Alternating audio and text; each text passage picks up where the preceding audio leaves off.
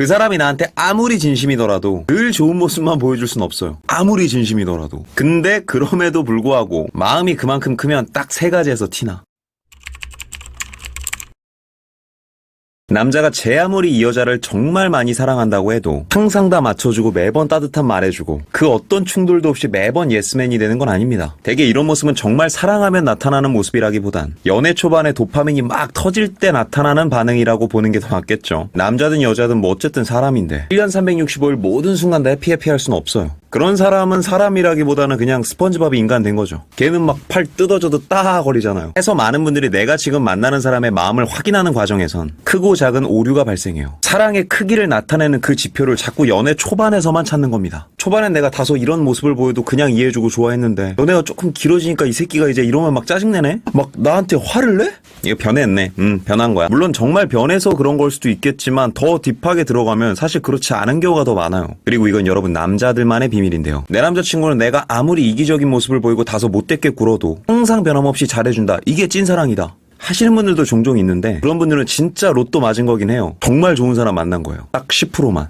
무슨 말이냐. 오히려 아무 트러블도 없이 항상 물 흘러가듯이 잔잔한 연애가 계속된다. 그런 분들은 매우 높은 확률로 남자가 그냥 이 사람이 너무 좋으니까 참고 있는 거거나 근데 이거 참는 거 진짜 좋은 게 아니거든요. 차라리 싸울 땐 싸우는 게 나아요. 이러면 너무 위험해. 한 번 터지면 싸움 없이 그냥 바로 이별 루트 갈 수도 있거든요. 혹은 그냥 말하는 김에 그냥 솔직하게 말할게요. 어차피 그냥 그렇게 좋아하지 않으니까 멀리까지 갈 생각은 없으니까 그냥 감정 낭비하면 뭐하냐 그냥 다 맞추자 해서 그냥 그렇게 술렁술렁 만나려고 술렁술렁 맞춰주는 경우도 적지 않아요. 그럼 이런 경우는 언제 딱 브레이크가 밟히냐면 결혼 얘기 나올 때 딱 브레이크 밟아요. 너무너무 좋아서 연애가 길어지는 경우도 있지만 그냥 저냥 주변에 사람 없고 좀 뭐 그렇다 보니까 길어지는 경우도 있잖아요. 해서 오늘은 남자가 여자를 정말 좋아하면 나타나는 긍정적인 면 말고 부정적인 면을 좀 말씀드려 볼게요. 뭐 의외라고 생각하는 분들도 계시겠지만 오히려 이런 반응들이 진짜 좋아할 때 나타나는 거거든요. 그러니 지금의 내 남자친구가 이런 게 좀 달라졌고 옛날엔 안 이랬는데 요새 좀 이랬고 그런 걸로 너무 고민하고 혼자 상처받을 필요는 없다라는 말씀 꼭 드리고 싶네요. 그럼 바로 들어가 볼까요? 첫 번째, 남자가 여자를 정말 많이 사랑하게 되면 감정 표현을 많이 합니다.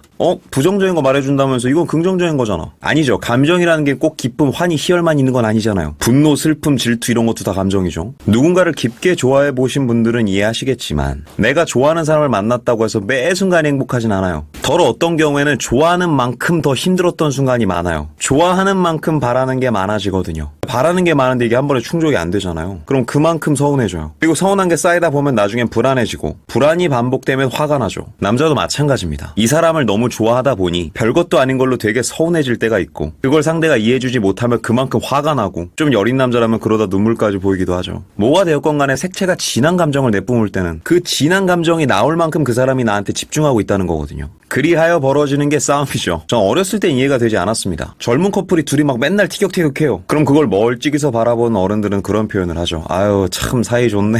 좀 머리가 커서 생각해보니까 그게 마냥 비꼬는 건 또 아니더라고. 서로 그만큼 감정이 크니까 서로 서운해, 서로 답답해, 서로 화가 나. 주변 친구들만 봐도 그런 애들 되게 많잖아요. 맨날 싸우고 헤어지고 나한테 힘들다 하고 3일 뒤에 다시 디데이 올려 걔랑. 그러다 또 싸우고 헤어져서 술 마시면서 이제 두 번 다시 걔 안 만날 거야 그래 놓고 술 먹다 이제 걔한테 전화 오면 심각한 표정으로 나가서 3시간 동안 통화하고 와요. 싫어합니다 이거. 너무 궁금해서 나가서 그 통화 내용 살짝 들어보잖아요. 그럼 통화 내용이 되게 막 그러면 그때 내가 얼마나 화가 났는 뭐 얼마나 막 서운한 막 이렇게 막 화를 내요. 그리고 이제는 비교적 높은 수준에서 남녀 관계를 분석할 수 있는 눈을 가진 지금은 그런 친구를 보면 어린 시절 그토록 이해되지 않았던 어른들의 멘트를 제가 하고 있더라고요. 아유 참 사이 좋다. 살짝 타짜 아기 되는 느낌 있어. 내기 할래. 너 걔랑 절대 못 헤어진다. 그런 좀 헷갈리면 안 되는 게 걔 중에 남자가 진짜 마음이 변해서 여자한테 지적질하는 그 짜증과는 좀 다른 거예요. 그러니까 그 차이인 거죠. 되게 좋아해서 화를 낼 때는 내가 너 때문에 얼마나 서운하고 화가 났는지 알아. 나는 내 마음 알아줘 라는 부류의 분노라면 진짜 마음이 식어서 짜증내는 거는 옷 좀 그렇게 입지 말고 이렇게 입어봐. 머리를 왜 자꾸 그렇게 하냐. 그거 되게 이상해 보여. 라는 식의 그냥 내가 보기 싫으니까 고치라는 지적질에 좀 가깝죠. 그거는 좋아해서 감정 드러내는 거 아닙니다. 그냥 싸가지 없는 새끼니까 빨리 정리하자. 이어서 남자가 여자를 정말 좋아하면 나타나는 두 번째 반응은 앞부분에서 그렇게 감정을 많이 드러내서 결국엔 싸웠잖아요. 그러면 이제 그 싸운 이유가 중요한데 싸우고 나서 미안해. 싸울 때는 서로 막 이러다 어느 정도 감정이 내려가고 이성이 돌아오니 가장 먼저 그 당시 내 모습에 상처받았을 그 사람이 생각나는 거죠.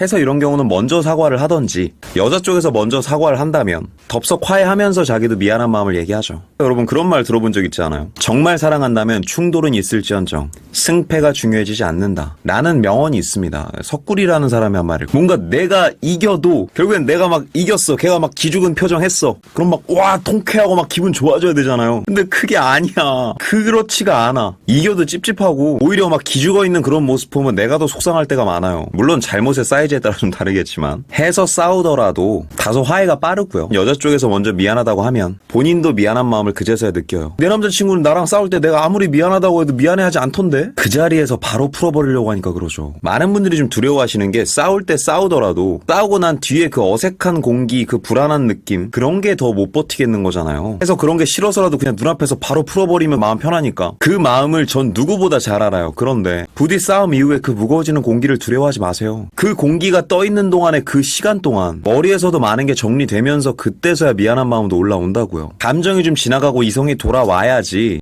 그때가 돼서야 미안한 마음이 들어올 자리도 생기죠. 바로 풀어버리는 게 깔끔하긴 한데 그게 좀 예민한 남자들한테는 얘는 진짜 이 문제를 해결하고 싶은 게 아니라 빨리 상황만 치워버리고 싶구나. 아, 내 마음이 어떤지는 안중에도 없네. 이렇게 느끼는 경우도 있어요. 이어서 마지막 세 번째는 좀 다른데요. 좋아하는 마음이 있고 정말 진심이어도 서로 싸울 수도 있고 부딪힐 수도 있어요. 그런데 진짜 진심으로 좋아하면 이건 못한다 하는 게 뭔지 알아요? 우리 인연에 조건부를 걸진 못해요. 쉽게 말해서 난 이런 걸 원하니까 좀 이렇게 해줘. 우리 나중에 결혼하려면 이런 건 맞춰야지. 이렇듯 좀 조율하는 게 아니라 그냥 조건부 도장을 땅 찍는 사람들이 있거든요. 너가 이거 못 맞추면 나 너랑 못 만나. 너가 이렇게 안 해주면 난 결혼 못해. 물론 극강에 좀 겁이 많고 가스라이팅 기질이 심한 남자들은 이게 무엇보다 강한 무기라는 걸 알고 일부러 막 그렇게 휘두르는 사람도 있는데 그런 사람들의 특징은 평소에 집착이 엄청 강해요. 질투도 정말 심하고 열등감도 말할 게 없죠. 물론 그것도 좋아해서 그러는 거긴 한데 그냥 정리해버리시고요. 인생 망하기 싫으면. 정말 진심으로 이 사람을 많이 사랑한다고 하면 섣불리 이런 조건부를 확 걸지는 못해요. 물론 저도 예전 영상에서 남자가 정말 결혼까지 생각을 하면 다소 현실적인 부분을 맞춰가는 과정에서 차가워진다고 말한 건 사실인데 이게 말이 아다르고 다른 거잖아요. 나중에 결혼하려면 이런 거 좀 맞춰야지. 우리 이렇게 하자. 이거랑 야, 난 그거 못 맞추면 너랑 결혼 못해. 그 시험 떨어지면 나 너랑 오래 못 만나. 이게 어떻게 같나요? 물론 그렇게 조건부를 걸어서 내가 그 사람이 원하는 조건을 충족시킨다고 해도 연애도 유지될 수 있고 결혼까지 갈 수도 있죠. 뭐 그런 사람도 많습니다. 근데 결혼은 했을지언정 사랑의 크기가 막 그렇게 크게 결혼을 한 건 아니죠. 예를 들어서 은근히 흔한 레파토리 중에 하나가 식습관이 안 맞으면 결혼 못한다 라는 경우에도 나는 누군가와 결혼할 수 있는 마음의 크기가 딱 60% 정도면 결혼할 수 있는데 네가 지금 딱 60%인 거야. 근데 만약에 여기서 식습관이 안 맞아. 그럼 55점 결혼 못해. 그런 의미거든요. 적어도 진짜 좋아하고 진심으로 사랑한다면 섣불리 관계를 인질로 잡지 못합니다. 이 사람이 상처받을까봐? 아니죠. 내가 쫄리거든. 그러니 이런 경우를 좀 제외한다면 이 사람이 나한테 평소 보이지 않았던 모습을 좀 보였다고 해서 함부로 이건 진심이 아니다, 이 사람이 변했다, 나랑 헤어지고 싶은 거다, 이런 불안을 굳이 땡겨서 미리 불안해지 마십시오. 너무 작은 반응 하나하나까지 다 신경 쓰게 되면 나중엔 피곤해서 내가 먼저 지쳐요. 그러니 너무 신경 쓰지 말자. 오늘 제가 준비한 영상은 여기까지고요. 오늘도 영상이 마음에 드시는 분들은 여기 있는 사진 한번 눌러주시고 구독과 좋아요, 알림 설정 부탁드릴게요. 아프지 말고 삽시다. 석구리였습니다.